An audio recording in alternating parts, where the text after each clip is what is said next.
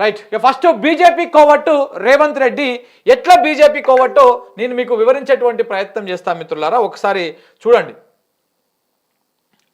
BJP కోవట్ Revanth Reddy ఏ విధంగా అయినా BJP కోవట్టుగా మారిపోయిండు ఏంటి అనేది మనం ఇప్పుడు ఈ అంశం గురించి మాట్లాడదాం. ఫస్ట్ ఒకసారికి వార్త చదివినాక మీకు కొంత క్లారిటీ వస్తుంది. దాని తర్వాత నేను పిన్ టు పిన్ ఎక్స్ప్లెయిన్ చేసేటువంటి ప్రయత్నం చేస్తా. బీజేపీ కోవట్ రేవంత్ రెడ్డి అనుమానిస్తున్న కాంగ్రెస్ అధిష్టానం, అందుకే దొరకని రాహుల్ అపాయింట్మెంట్. నెలలుగా వేచి చూస్తున్న సీఎం రేవంత్ రెడ్డి నిర్ణయాలపైన తీవ్ర అసహనం. తెలంగాణలో పార్టీ ఫిరాయింపులతో రాహుల్ను ఇరకాటంలోకి పెట్టిన రేవంత్, అదాని ఒప్పందంతో ఇద్దరి మధ్యలో పెరిగిన దూరం, రేవంత్ కారణంగా జాతీయ స్థాయిలో తగ్గిన రాహుల్ పరపతి, హామీలు అమలు చేయకపోవడంతో తిట్టకుండా తిడుతున్న జనం, గ్రామాల్లో బలహీన పడుతున్న కాంగ్రెస్, రాహుల్ కు అందుతున్న గ్రౌండ్ స్థాయి రిపోర్టు, అందుకే రేవంత్ ను దూరం పెడుతున్న అగ్రనేత. ఒకసారి ఇక్కడ చూస్తే సీఎం రేవంత్ రెడ్డిని కాంగ్రెస్ అధిష్టానం దూరం పెట్టిందా? రేవంత్ రెడ్డిని కలవడానికి రాహుల్ ఎందుకు ఇష్టపడడం లేదు? రేవంత్ పైన అగ్రనేత రాహుల్ గాంధీ అసంతృప్తితో ఉన్నారా? ఆయన ఆగ్రహానికి కారణం ఏంటి? అసలు ఇద్దరి మధ్య దూరం పెరగడానికి అసలు కారణమే ఏది? గత కొన్ని నెలలుగా రాష్ట్ర రాజకీయాల్లో కాంగ్రెస్ వర్గాల్లో జోరుగా జరుగుతున్నటువంటి చర్చ ఇది. రేవంత్ రెడ్డి తీరు రాహుల్ గాంధీకి నచ్చడం లేదన్న టాక్ బాగా వినిపిస్తోంది.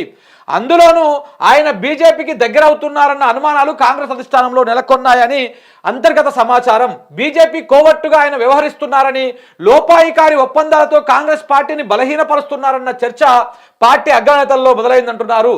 దాంతో పాటు రాష్ట్రంలో నెంబర్ 2గా చెప్పుకున్న ఓ కీలక నేతను సైతం కావాలనే ఈడీ కేసుల్లో ఇరికించి బీజేపీకి సరెండర్ చేయించాడని, ఓ 10-18 మంది ఎమ్మెల్యేల బలమున్న ఆ నేతతో ఎప్పటికైనా తనకు ప్రమాదమేనని గ్రహించడంతో పాటు ఢిల్లీ పెద్దలకు కూడా దగ్గరవుతుండడంతో చాలా చాకచక్యంగా సదరు నేతకు చెక్ పెట్టారనేటువంటి అనుమానాలు కూడా కాంగ్రెస్ అధిష్టానంలో బలంగా ఉందనేది అత్యంత విశ్వసనీయ వర్గాల సమాచారం. ఎప్పటికప్పుడు రాష్ట్రం నుంచి సమాచారం తెప్పించుకుంటున్న రాహుల్ గాంధీ సమయం కోసం వేచి చూస్తున్నారని కూడా ప్రచారం జరుగుతూ ఉంది. ఏ విధంగా అదైతే ఉందో మీకు ఇంకా క్లియర్గా ఎక్స్ప్లెయిన్ చేస్తా. ఒకసారి గిదిగిడి చదివేద్దాం. ఇచ్చిపుచ్చుకుంటున్న రేవంత్ రెడ్డి అండ్ మోడీ. తెలంగాణలో ఒక బలమైన నాయకుడు కేసీఆర్, ఆయన్ను ఓడించడము మోడీ అండ్ కో తక్షణ కర్తవ్యం. ఎప్పుడు?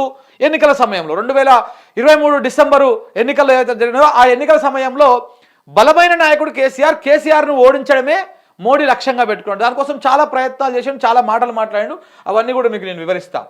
కేసీఆర్ను నేరుగా ఓడించే దమ్ము, శక్తి సామర్థ్యాలు నాటి బీజేపీకి లేవు. కాబట్టి నాడు ఎన్నికల ముందు మోడీ కలను నెరవేరాలంటే శత్రువుకి శత్రువు మిత్రుడు అన్న ఫార్ములా ఫాలో అవ్వాలి.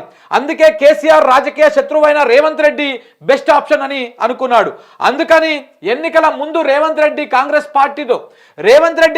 పార్టీలో ఉన్నప్పటికీ ఆయనకు మోడీ పరోక్షంగా సపోర్ట్ చేశారన్నది ఓపెన్ సీక్రెట్.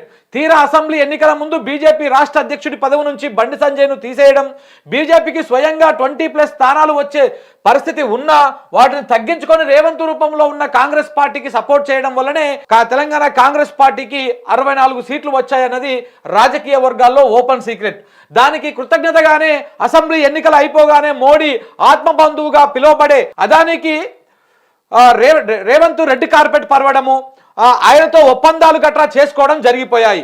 కేసుల నుంచి కాపాడుకోవడంతో పాటు తన గురువైన చంద్రబాబు నాయుడు అండదండలతో తెలంగాణలో తన ప్రభుత్వాన్ని 5 ఏళ్లు కొనసాగించుకోవడానికి అన్ని రకాల ఏర్పాట్లు చేసుకున్నారని రేవంత్ రెడ్డికి అత్యంత సన్నిహితులు చెప్తున్నటువంటి మాట. ఒకసారి ఈ ఇంతకిటి చదువుదాం. కాంగ్రెస్ పార్టీ ఎంతో కాలం ఎదురు చూస్తే దొరకని అవకాశం ఇది. తెలంగాణలో ప్రభుత్వ ఏర్పాటు అనేది ఆ పార్టీకి ఇక కలగానే ఉన్న సమయంలో ఊహించని పరిణామాలతోటి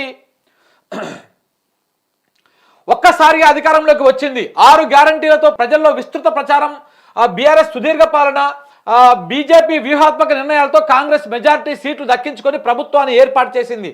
ఈ విజయానికి ఆ పార్టీ ఏళ్లుగా ఉన్న ఓటు బ్యాంకు, ఇందిరాగాంధీ కుటుంబంపై ఉన్న ప్రేమాభిమానాలు కూడా ఓ కారణం.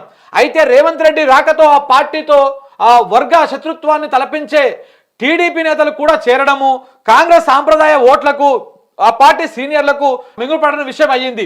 ఇదే సమయంలో రేవంత్ రెడ్డి తన ప్రాబల్యాన్ని చాటుకోవడానికి పార్టీలో పట్టు కోసం అనుసరిస్తున్న విధానాలు హైకమాండ్ కూడా ఇరకటంలో పెడుతున్నాయని చర్చ పార్టీలో బాగా జరుగుతోంది.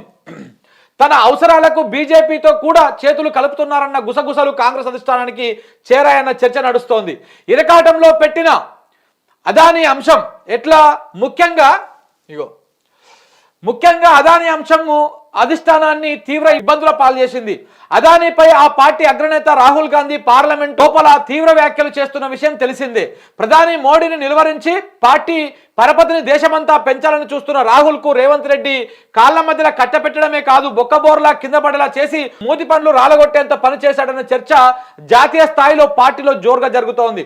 తెలంగాణలో పార్టీ అధికారంలోకి వచ్చాక పెట్టుబడుల పేరుతో దావోస్ వెళ్లి అక్కడ అదానితో రేవంత్ రెడ్డి ఒప్పందం చేసుకోవడం పైన రాహుల్ గాంధీ తీవ్ర అసంతృప్తి వ్యక్తం చేశారని సమాచారం. అంతేకాదు అదానిపై సంచలన కేసులు నమోదు చేసిన న్యూయార్క్ కోర్టు అంశం కూడా రేవంత్ పై రాహుల్ గాంధీకి కోపం పెంచడానికి కారణాలుగా విశ్లేషకులు చెప్తున్నారు.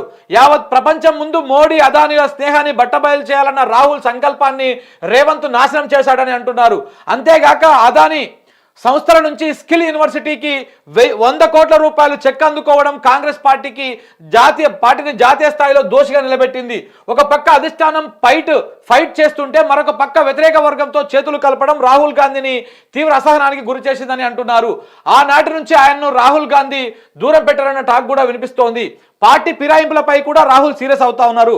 ఇదిలా ఉంటే ఎమ్మెల్యేల చేరిక విషయంలో కాంగ్రెస్ పార్టీని సీఎం రేవంత్ రెడ్డి ఇరకాటంలో పెట్టారన్న చర్చ నడుస్తూ ఉంది. పార్టీ ఫిరాయింపులకు వ్యతిరేకంగా రాహుల్ గాంధీ పోరాడుతున్న విషయం తెలిసిందే. జాతీయ స్థాయిలో పార్టీ ఫిరాయింపులపై పోరాటం చేస్తున్న రాహుల్ గాంధీకి అధికారంలో ఉన్న తెలంగాణలో జరుగుతున్న పరిణామాలు తీవ్ర తలవంపులుగా తీసుకొస్తున్నాయి. రాజీనామా చేశాకే పార్టీ మారాలని చెప్పిన రాహుల్ గాంధీకి ఇక్కడ పరిస్థితులు మింగుడు పడడం లేదు. మొదటగా ఫిరాయింపుల అంశాన్ని తన దృష్టికి తీసుకువస్తే అస్సలు వద్దని చెప్పారని సమాచారం. అయితే బీఆర్ఎస్ పార్టీ నుంచి 26 మంది ఎమ్మెల్యేలను జాయిన్ చేసుకొని ఆ పార్టీని కాంగ్రెస్ లో విలీనం చేసేస్తానని హైకమాండ్ దగ్గర బీరాలు పలికిన సీఎం రోజులు గడుస్తున్న ఆ విషయంలో ఎలాంటి పురోగతి సాధించకపోవడం పైన రాహుల్ గాంధీ సీరియస్ అయినట్టు తెలుస్తోంది. ఇటు చెప్పింది చేయక అటు పార్టీకి నష్టం చేకూరుస్తున్నారని రేవంత్ రెడ్డి పైన ఆగ్రహం వ్యక్తం చేస్తున్నారని సమాచారం. సో కోర్టులలో పార్టీ ఫిరాయింపుల కేసు త్వరగా తేలకపోవడంతో రాహుల్ బట్ట కడుతున్నారని, లేకుంటే పార్టీ పరివి గంగలో కలిసి జాతీయ స్థాయిలో అప్రతిష్ట పాలు అయ్యేదన్నటువంటి చర్చ కూడా నడుస్తూ ఉంది. రేవంత్ దెబ్బ రాహుల్ కష్టం బూడిదలో పోసినటువంటి పన్నీరు. రేవంత్ దెబ్బకు రాహుల్ చేసే కష్టం మొత్తం బూడిదలో ఎట్లా పన్నీర్ అయిందో ఒకసారి చూడండి. దశాబ్ద కాలంగా మోడీపై రాహుల్ కొట్లాడుతున్నారు. మోడీ బీజేపీ ప్రభంజనాన్ని నిలువరించేందుకు శతవిధాల ప్రయత్నాలు చేస్తున్నారు. కశ్మీర్ నుంచి కన్యాకుమారి దాకా జోడో యాత్రలు చేశారు. దేశమంతా యాత్రల పేరుతో తిరిగి మోడీపై వ్యతిరేకతను కూడగడుతున్న వేళ అనుకోకుండా తెలంగాణలో కాంగ్రెస్ పార్టీకి అధికారం వచ్చింది. దాన్ని సద్వినియోగం చేసుకోవాల్సింది పోయి అది రాహుల్ జాతీయ దండయాత్రకు అడ్డుకట్ట వేస్తున్నట్టు కనిపిస్తోంది. ఒక్క అదానీ ఇష్యూలోనే రాహుల్ జాతీయ స్థాయిలో తలెత్తుకునే పరిస్థితి లేకుండా చేశారు రేవంత్ రెడ్డి. పార్టీ ఫిరాయింపులు, కాంగ్రెస్ గ్రాఫ్ ను 1 year లోనే అధమస్థాయికి చేర్చడము, బీజేపీకి దగ్గరవ్వడము, అనాలోచిత నిర్ణయాలు అన్ని కలిపి ఇన్నేళ్లు రాహుల్ గాంధీ మూట కట్టిన మోడీ వ్యతిరేకత అంతా పటాపంచలు అయిపోయినట్టు అయ్యిందనేది రాజకీయ విశ్లేషకుల మాట.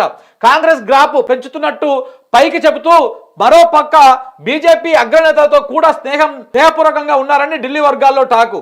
ఓటుకు నోటు కేసు కొలిక్కి రాకుండా ఉండేందుకు, తన ప్రయోజనాలను కాపాడుకునేందుకు ఆ పార్టీతో ఉంటున్నారని ఆ వర్గాలు చెప్తున్నాయి. ఈ విషయంలో అధిష్టానం వరకు వెళ్ళిందని కూడా అంటున్నాయి. ఇవన్నీ తెలిసాకే రేవంత్ రెడ్డిని రాహుల్ అంతగా విశ్వసించడం లేదని తెలుస్తోంది. పార్టీ తీవ్రంగా నష్టపరుస్తున్న గ్రామాల్లో కాంగ్రెస్ పార్టీకి ఉన్న ఓటు బ్యాంకు కూడా తగ్గించేలా రేవంత్ వ్యవహరిస్తున్నాడని రిపోర్టు కూడా రాహుల్కు చేరిందన్న చర్చ జరుగుతోంది.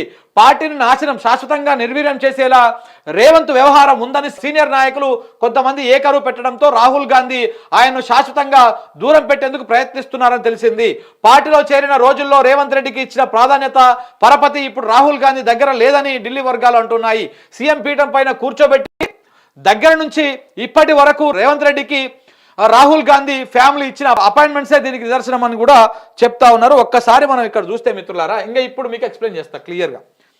మీకు ఒక్కసారి ఏ విధంగా బీజేపీ కోవట్టుగా రేవంత్ రెడ్డి మారిపోయిండు అనేది మీకు ఒక్కసారి ఇప్పుడు చెప్తా. ఒకసారి బండి సంజయ్ని అధ్యక్ష పదవి నుంచి ఎప్పుడు తీసేసారు చూడ ఒకసారి.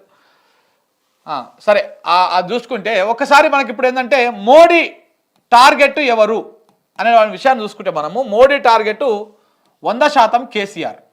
ఎందుకంటే కేసీఆర్ తెలంగాణ రాష్ట్రాన్ని అభివృద్ధి చేయడమే కాదు, తెలంగాణ రాష్ట్రంలో ఒక బలమైన నాయకుడిగా ఎదగడంతో పాటు ఆయన గత కొన్ని సంవత్సరాల నుంచి దాదాపు 2000 ఎప్పటి నుంచి 2022-21 ఆ ప్రాంతం నుంచి ఆయన బీజేపీ మీద బాగా ఫోకస్ పెట్టిండు. జాతీయ స్థాయిలో బీజేపీ మీద బాగా ఫోకస్ పెట్టిండు. బాగా ఫోకస్ పెట్టి బీజేపీ మోడీ చేస్తున్నటువంటి అత్యంత అవినీతిపర రాజకీయము, దాంతోపాటు ఉట్టి షోకుడబ్బు రాజకీయము, డంబాచారం అభివృద్ధి చేసింది ఏం లేదు. వీళ్ళు ఇన్ని సంవత్సరాల దశాబ్ద కాలం పాటు దేశంలో అద్భుతంగా ముందుకు తీసుకుపోయినటువంటి అంశాలు కానీ ఏమీ లేవు. మోడీ చేస్తున్నటువంటి ఆ విషయాన్ని కేసీఆర్ బహిర్గతం చేసేటువంటి ప్రయత్నం చేసిండు. దానితో పాటు మోడీ ఏం చేసిండు, మొత్తము దేశ ఆర్థిక వ్యవస్థను మొత్తానికి అదానికి దోషపెడుతున్నటువంటి అంశాన్ని కూడా బాగా స్టడీ చేసిండు ఆయన. దానికోసం ఎన్నో పుస్తకాలు చదివిండు. మనం ఆ మధ్యలో కొన్ని పుస్తకాలు కూడా చూసినాం. మనం దేశ ఆర్థిక వ్యవస్థ గురించి, దేశ ప్రజాస్వామ్యం గురించి, అలాగే నీటి వనరుల గురించి, కరెంటు ఉత్పత్తికి సంబంధించినటువంటి అంశం గురించి, మన సహజ వనరులు ఏమేమి ఉన్నాయి, మనం ఎందుకు వాడుకోవాలి, ఆయన కొన్ని అంశాలు చెప్పిండు. ఈ ప్రపంచంలోనే సాగుకు అనువైనటువంటి భూమి భారతదేశంలో తప్ప ఇంకెక్కడ లేదు. అంత అనువైనటువంటి భూమి ఉన్నది. ఆ భూమికి సరిపడా విద్యుత్ ఉత్పత్తి చేసుకున్నటువంటి సహజ వనరులు ఉన్నాయి మన దగ్గర. కోల్ మైన్స్ ఉన్నాయి, భూగర్భ బొగ్గు గనులు మన దగ్గర ఇంకా ఉన్నాయి, జల వనరులు ఉన్నాయి, నీళ్లు ఉన్నాయి, చాలా కొన్ని వేల టీఎంసీల నీళ్లు మనకు అందుబాటులో ఉన్నాయి. కానీ మనం వాటిని వాడుకోవడం లేదు. అవన్నీ కనుక వాడుకుంటే దేశ రైతాంగము సస్యశ్యామలం అయిపోతుంది. తెలంగాణలో ఇచ్చిన మాదిరిగా దేశమంతా రైతు బంధు కానీ, కరెంటు కానీ, ఈ రైతు ఫ్రెండ్లీ గవర్నమెంట్ కనుక దేశంలో ఉంటే అద్భుతంగా ఉంటుందని చెప్పేసి ఆయన కిసాన్ ఎజెండా ఎత్తుకున్నాడు. అందుకే ఔరేక్ బారే కిసాన్ సర్కార్ ఏదో ఉంటుంది. సో ఇట్లా కిసాన్ సర్కార్ అనేటువంటి నినాదంతో ఆయన పోయిండు. ఆ క్రమంలో మోడీ ఏం చేసిండంటే, ఇట్లా కేసీఆర్ బాగా దూకుడుగా వ్యవహరిస్తున్నాడు అని చెప్పేసి మోడీ ఏం చేసిండు, కేసీఆర్కి సంబంధించినటువంటి కొంచెం పెద్ద ఉంటుంది, ఒక 2-3 నిమిషాలు కొంచెం ఎక్కువ మాట్లాడుకుందాం. కేసీఆర్కు సంబంధించినటువంటి నలుగురు ఎమ్మెల్యేలను మునుగోడు ఎలక్షన్స్కు ముందు, మునుగోడు బై ఎలక్షన్స్కు ముందు, ఎందుకంటే అప్పటికే మునుగోడు బై ఎలక్షన్స్ వచ్చేసినాయి. ఈయన ఎవరు రాజగోపాల్ రెడ్డి అందులో జాయిన్ అయిపోయి పార్టీ మారి ఆ ఉప ఎన్నికకు కారణమైండు రాజగోపాల్ రెడ్డి. అక్కడ మునుగోడు ఎలక్షన్స్ వచ్చే ముందు ఏం చేసిండంటే, ఇక్కడ కేసీఆర్ పార్టీ నుంచి బీఆర్ఎస్ పార్టీలో ఉన్నటువంటి 4 ఎమ్మెల్యేలను కొనడానికి ప్రయత్నం చేసిండు. ఎవరు? ఈ మోడీ. ఎవరి త్రూ చేసిండు? బిఎల్ సంతోష్ అని చెప్పేసి ఈయన ఆర్ఎస్ఎస్ ప్రధాన కార్యదర్శి ఏదో ఉంటుంది, ఆయన కర్ణాటక ఆయన.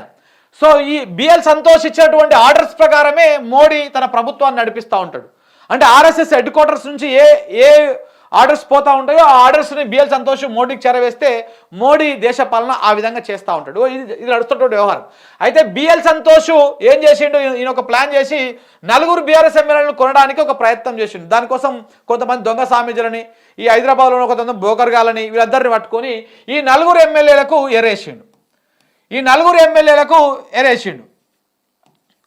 ఎరేస్తే దాన్ని కేసీఆర్ కూడా కొంచెం రాజకీయ చిత్రత ఉన్నాడే కదా, కేసీఆర్ కూడా పసిగట్టి ఈ 4 ఎమ్మెల్యేలని ఆ విషయాన్ని పసిగట్టి వీళ్ళని వీళ్ళకి ఎవరు అందుబాటులోకి వస్తున్నారు, ఏ విధంగా వస్తున్నారు ముందే పసిగట్టి దాన్ని ఆయన ట్రాప్ చేసి ఈ ఎమ్మెల్యేలలో ఒక ఎమ్మెల్యేని పట్టుకున్నాడు.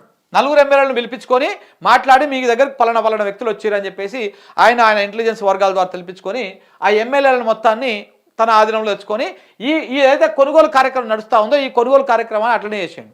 అదేవిధంగా మెల్లగా ఏం జరిగింది, ఒకరోజు వాళ్ళు రావడం జరిగింది. ఆ స్వామీజీ 3-4 ఎవరో వచ్చి వీళ్ళతో మాట్లాడడం జరుగుతుంది. అప్పుడు ఆ క్రమంలో వీడియోలు ఆడియోలు అన్నింటినీ ఈయన సేకరించి పెట్టిండు. ఎవరు? కేసీఆర్ సేకరించి పెట్టి దీనికి మొత్తం సూత్రధారి ఎవరు? బిఎల్ సంతోష్ నడిపిస్తా ఉన్నాడు మొత్తం వ్యవహారం.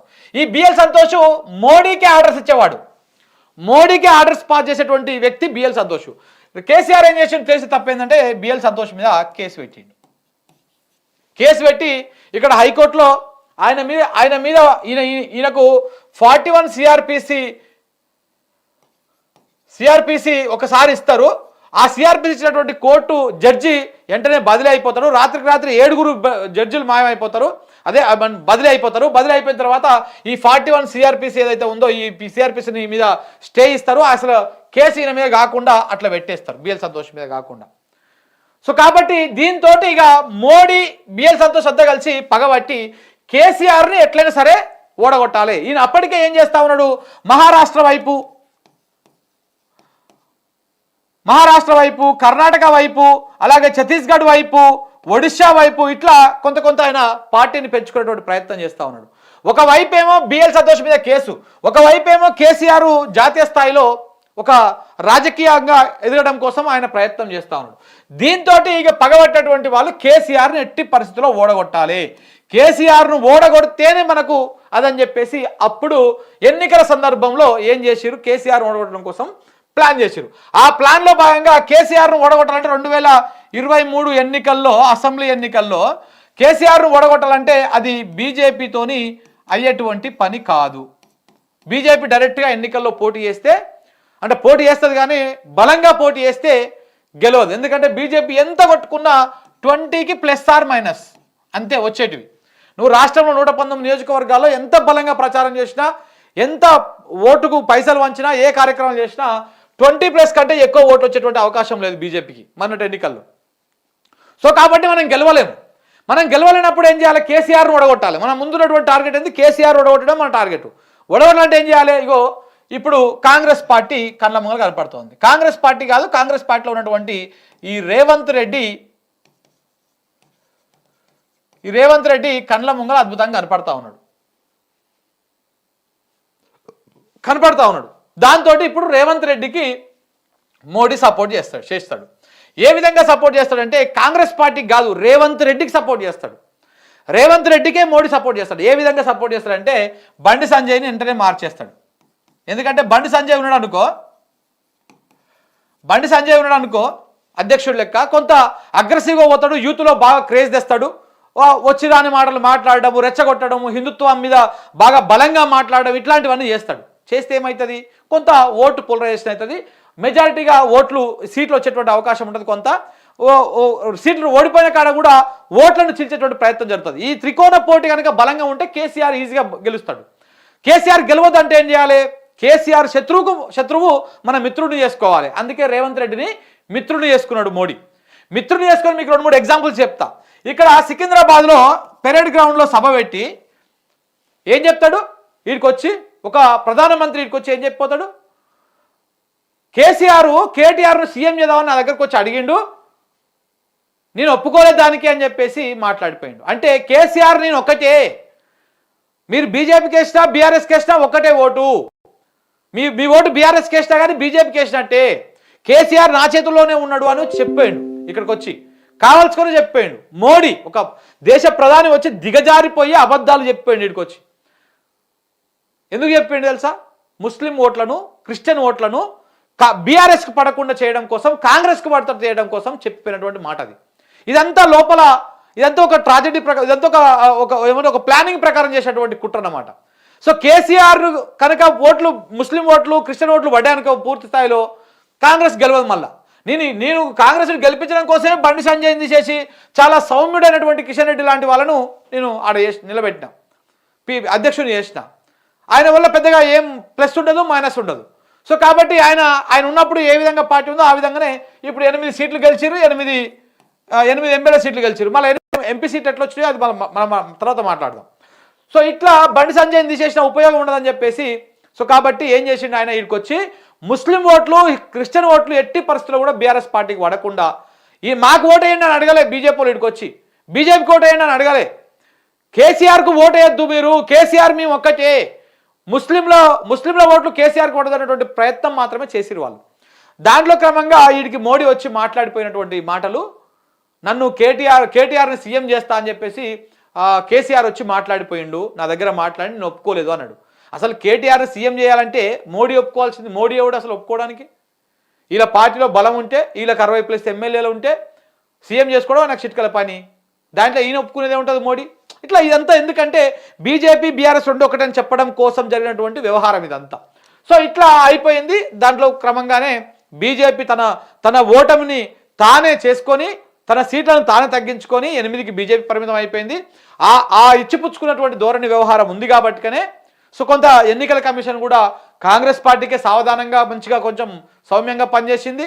మోడీ ఆదేశాలతోటి ఇవన్నీ కూడా నడిచిపోయి 64 సీట్లు కాంగ్రెస్ పార్టీకి, 64 సీట్లు బీజేపీ పార్టీకి 8 సీట్లు, బీఆర్ఎస్ పార్టీకి 39 సీట్లు, ఎంఐఎంకి 7 సీట్లు,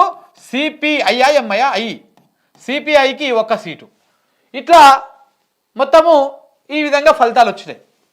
ఇక ఫలితాలు వచ్చాయి కదా, మరి ఇప్పుడు ఇలా కాంగ్రెస్ పార్టీకి 24 సీట్లు వచ్చినాయంటే అది 100% మోడీ వల్లనే వచ్చినాయి. మోడీ ఆయనకు సహకరించని వాటికనే అవి వచ్చినాయి. ఒకవేళ కనుక బీజేపీ బలంగా పోటీ చేసి ఉంటే ఇవి 100% 20+ ఓట్లు సీట్లు వచ్చేటివి. 20 వచ్చినా కానీ గెలిచేటువంటి అవకాశము వీళ్ళకే ఎక్కువ ఉంటుండే, బీఆర్ఎస్ పార్టీకి, కేసీఆర్కే ఎక్కువ ఉంటుండే. సో కాబట్టి వీళ్ళ సీట్లను తగ్గించుకొని, వీళ్ళ ఓట్లను తగ్గించుకొని ఎన్నికల ముందు బీజేపీ బాజాప్తా రేవంత్ రెడ్డి రూపంలో ఉన్న కాంగ్రెస్ పార్టీకి సపోర్ట్ చేసింది. మోడీ అది అక్కడ చేసినటువంటి ప్లాన్ అనమాట, ఎత్తుగడ ఇది. సో ఈ సందర్భంగా మోడీ మరి మంచి చేసిండు కదా, అయినప్పుడు గెలిచిండు. ఇక సీఎం రేవంత్ రెడ్డి కావాలి. కానీ ఇక్కడ ఉన్నటువంటి కాంగ్రెస్ నాయకులు సీనియర్ అంతా కలిసి ఏం చేస్తూ ఉన్నారు, సీఎం రేవంత్ రెడ్డి కాకుండా పార్టీలో సీనియర్గా ఉన్నటువంటి వాళ్ళు, ఎప్పటి నుంచో పార్టీని నమ్ముకున్నటువంటి వాళ్ళు, బట్టి విక్రమార్క కానీ, ఉత్తమ్ కుమార్ రెడ్డి కానీ, లేకపోతే దుద్ద శ్రీధర్బాబు కానీ, లేకపోతే మిగతా మధుయాష్కి కానీ, ఇట్లాంటి వాళ్ళందరూ కూడా సీఎం పదవి కోసం పోటీ పడుతూ ఉన్నారు. మధుయాష్కి ఓడిపోయినా కానీ ఆయన అధిష్టానానికి లాయలిస్ట్ కాబట్టి ఆయనకు కూడా రేస్లో ఉన్నాడు. సో ఈ సందర్భంగా ఈ క్రమంలో అప్పుడు కూడా సీఎంగా రేవంత్ రెడ్డిని చేయడం కోసము మోడీ అద్భుతమైనటువంటి స్కెచ్లు వేసాడు.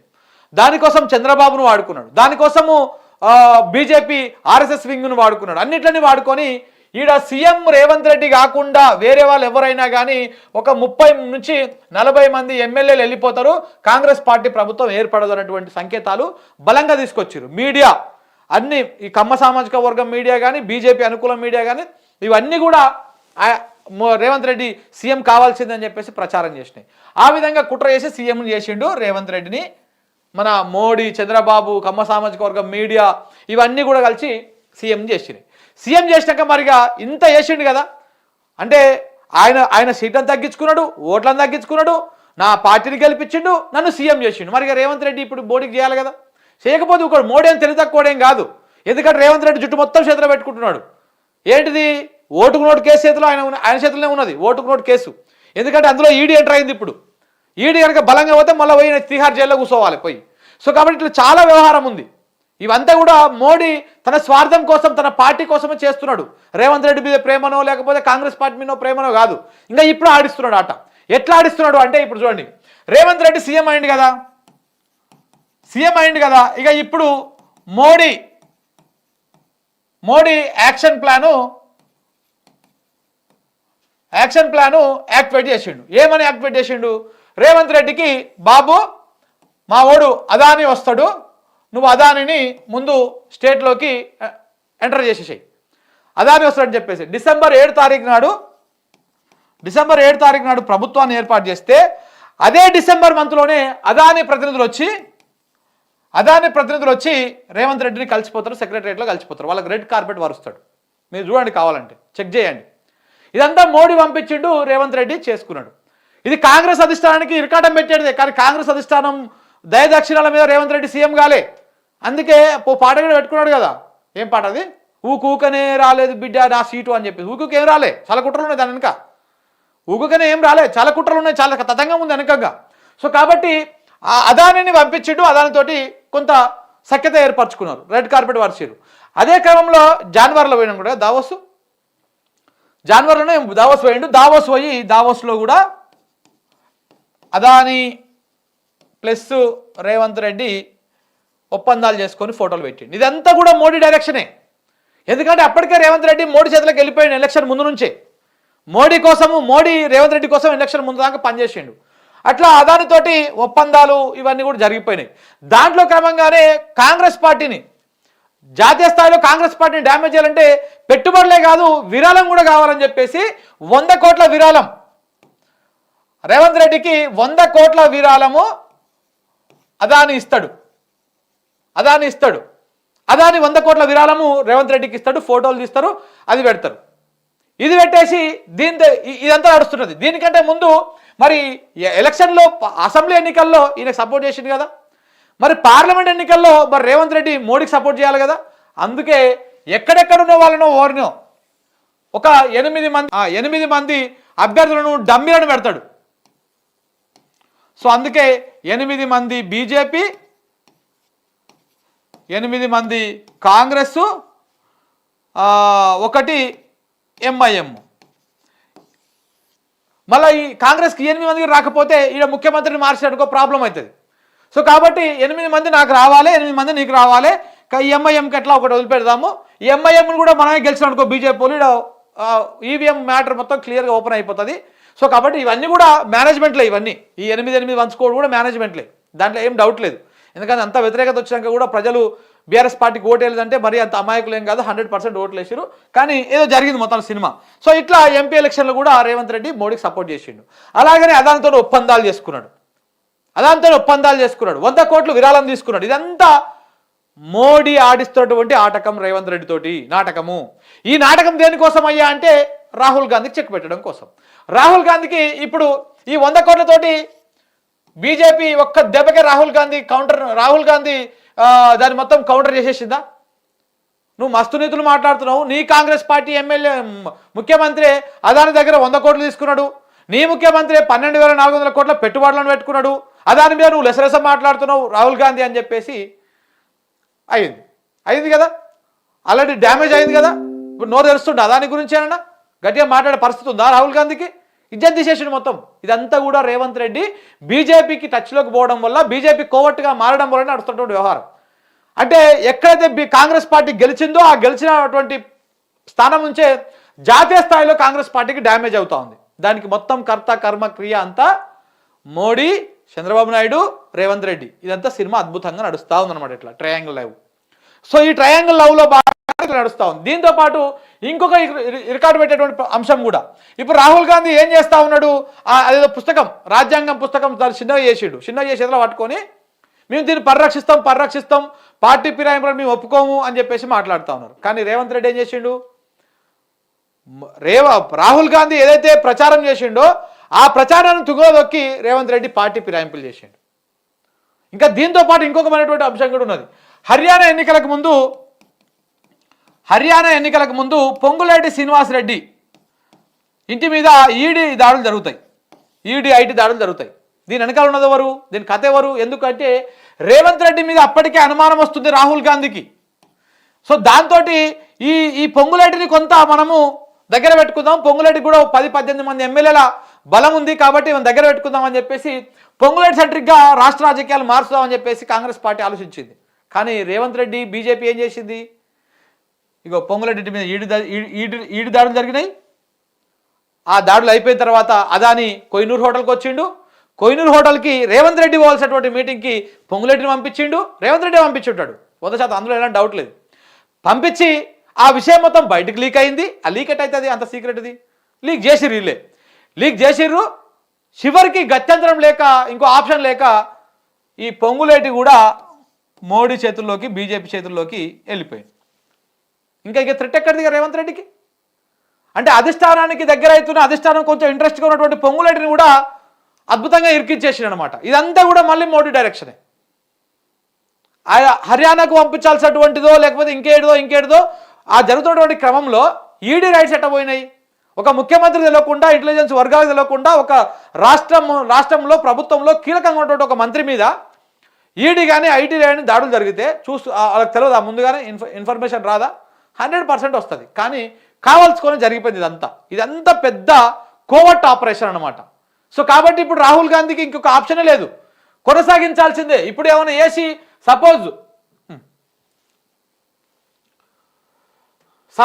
ఇప్పుడు రాహుల్ గాంధీ కనుక ఏమైనా వేసి అనుకో, రాహుల్ గాంధీ ఇంకా సీరియస్కి